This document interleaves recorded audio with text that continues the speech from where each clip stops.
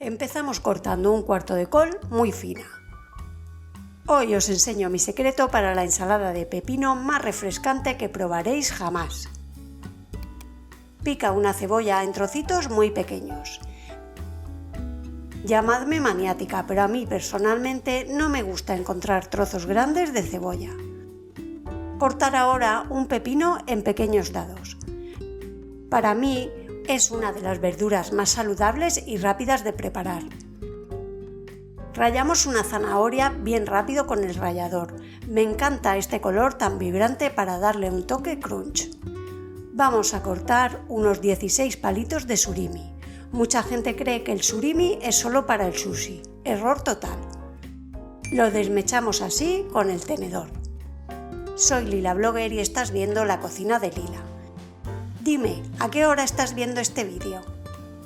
Añadimos 3 cucharadas de mayonesa, 2 de leche,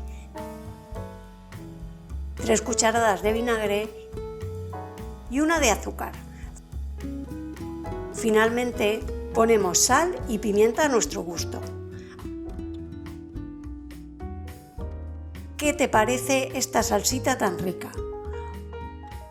Por cierto, estoy escribiendo un ebook, ya os contaré. Juntamos en un bol la col, el surimi, la zanahoria, el pepino y el maíz para este mix. Y listo, esta ensalada de pepino es el acompañamiento perfecto.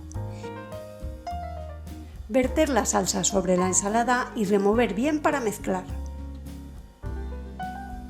Si este plato te ha encantado, suscríbete al canal y regálame un like. Compártelo con tu familia.